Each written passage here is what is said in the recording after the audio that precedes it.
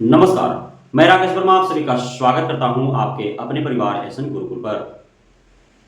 बिहार में लगातार शिक्षक शिक्षिकाओं का जो पुराने आदत हैं, उन आदतों में सुधार एवं शिक्षक शिक्षिकाओं का उपस्थिति बढ़ाने, उनको नियमित करने, उनको समयबद्ध कराने हेतु रोजाना नए-नए तकनीकों का इस्तेमाल किया जा रहा है, नए-नए योजनाएं तैयार की जा रही है, नए-नए दिशा निर्देश एवं फरमान जारी किए जा रहे हैं। अब एक नया फरमान जारी किया गया, हालांकि के पाठक के रहते हुए भी इस गतिविधि को प्रारंभ किया गया था, लेकिन 100% लागू नहीं हो पाए थे।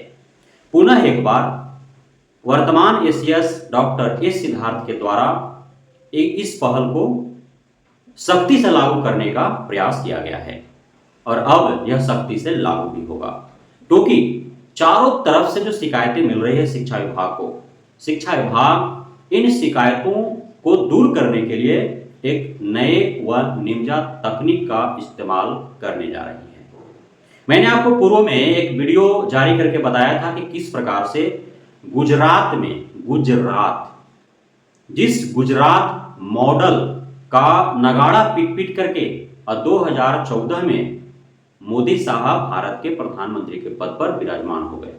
उस गुजरात में जहां मोदी जी लगभग 3 दशक तक राज करते रहे, उस गुजरात की मैं बात कर रहा हूं जहां पर भाजपा पिछले 4 दशक से राज कर रही है। उस गुजरात का मैं बात कर रहा हूं। उस गुजरात में सरकारी विद्यालयों में ऐसे ऐसे सैकड़ों शिक्षक शिक्षिकाएं हैं जो शिक्षक शिक्षिकाएं तो हैं, पर सिर्फ डिजिटली फॉर्म में, सिर्फ नाम मात्र के प्रेत बन करके, उनका अस्तित्व वहां पे नहीं है, उनका भौतिक शरीर वहां पे नहीं है।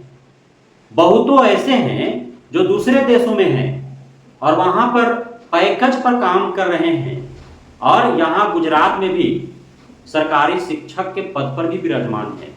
यहां गुजरात सरकार से भी शिक्षक होने के एवज में प्रत्येक माह वेतन उठा रहे हैं और वास्तव में वह विदेशी कंपनी में जाकर के और पैकेज पर काम कर रहे हैं। ऐसे दर्जनों शिक्षक शिक्षिकाओं का खुलासा हुआ, उसके बाद कार्रवाई हुई उन पर। तो उसी प्रकार से बिहार में भी शिकायतें आ रही हैं कि बिहार में ऐसे सैकड़ों हजारों की तादाद में शिक्षक शिक्षिकाएं हैं कि वे शिक्षक शिक्षिकाएं तो हैं कागजी तौर पर, लेकिन हकीकत और वास्तविकता यह है कि वे हैं ही नहीं, यहां भौतिक शरीर उनका कहीं और है। बहुत ऐसे हैं जो अपने बदले में दूसरे को पढ़ाने के लिए भेज रहे हैं और खुद किसी और अन्य बड़े कार्यों में संलग्न हैं। बहुत ऐसे हैं। वो क्या किया, खुद 50,000 रुपया, 60,000 रुपया, 55,000 रुपया, जिसका जैसा है वो वेतन उठा रहा है और 10,000 15,000 पर वो क्या किया कि किसी बंदे को रख लिया। तो 500 रुपया डेली कोई देगा तो कोई भी जाकर के पढ़ाएगा। बेरोजगारी इतना है, ट्यूशन से आदमी किसी प्रकार से घिस पीट करके रोजी रोटी कमा रहा है, डेली 200-400 रुपया हो जाता है और वहां विद्यालय में जाना है, मस्ती करके आ जाना है, हाजिरी बना करके, पढ़ाने का मन होगा पढ़ाएगा। यही ना मन मस्ती में बैठा है सबको, और 500 रुपया डेली मिल जाएगा तो कौन नहीं जाएगा। तो ऐसे बहुत हैं जो सरकारी शिक्षक हैं, 35,000, 42,000, 48,000, 55,000 वेतन उठा रहे हैं, लेकिन वो खुद नहीं पढ़ाने जा रहे हैं। वो कोई और कार्य में संलग्न है जहां उससे भी अधिक उनको पैसा मिलता है और वो अपने एवज में दूसरे को वहां डिप्यूट कर दिया है पढ़ाने के लिए। या बहुत है कि बड़का भाई का नौकरी हुआ था, छोटका भाई पढ़ा रहा है जाके। बहुत है कि भौजाई के हुआ था, ननद पढ़ा रही है जाकर के। बड़की गोतनी के हुआ था, छोटकी गोतनी जाकर पढ़ा रही है। मतारी के होले सास के और बहू जाकर के पढ़ा रही है। समझ रहे हैं, बाप नौकरी में है और बेटा जाके क्लास ले रहा है। ऐसे ऐसे जो हैं शिकायतें आई। तो अब इस पर नकेल कैसे कसा जाए, लगाम कैसे लगाया जाए, है ना। अब प्रारंभ से ही उसी को देख ही रहा है बच्चा, उसी को देख ही रहे हैं अभिभावक, तो उनको पता ही नहीं है कि कौन पढ़ा रहा है, कौन नहीं पढ़ा रहा है, कौन नौकरी में है, कौन बिना नौकरी के पढ़ा रहा है। वास्तव में शिक्षक भर्ती किनका हुआ था और वास्तव में यहाँ पढ़ा कौन रहे हैं। इस प्रकार से बहुत सारे, तो ऐसे ऐसे शिकायत थर्ड पार्टी की ओर से शिक्षा विभाग तक पहुंची। तो अब इस पर लगाम लगाना है ना। साथ ही वरीयता को लेकर के भी बहुत सारे झगड़े झंझट चल रहे हैं, उसको भी, उस लड़ाई को भी समाप्त करने हैं।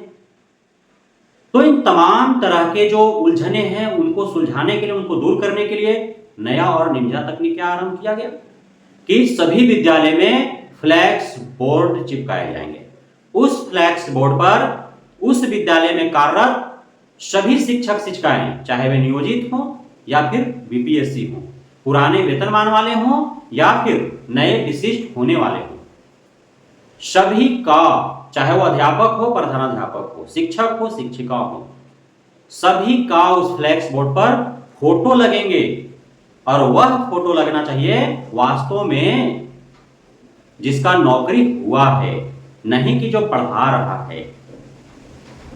और साथ ही शिक्षक या शिक्षिका का नाम होगा, वो किस कैडर का शिक्षक या शिक्षिका है, नियोजित है, बीपीएससी शिक्षिका है, पुराने वेतनमान वाले हैं या फिर विशिष्ट शिक्षक हैं या प्रधानाध्यापक हैं या प्रभारी प्रधानाध्यापक हैं, ये लिखाएगा।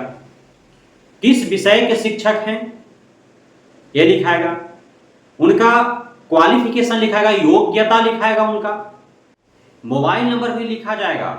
तो इस प्रकार पूरे डिटेल्स होंगे, साथ ही साफ साफ उनका चित्र होगा ताकि अभिभावक आए तो वे भी देख सकें कि फलाने फलाने का फोटो लगा हुआ है तो चिलाने चिलाने क्यों है, या फलाने का है तो फलाने ही हैं। बच्चे भी अवगत रहें कि हाँ फोटो जिन शिक्षक शिक्षिका का लगा है वही पढ़ा रहे हैं। तो अब मान लीजिए फोटो किसी और का लगा है, पढ़ा कोई और रहा है, तो बच्चे समझ ना जाएंगे कि फोटोया इस सर के है, ये ना है, या मैडम के।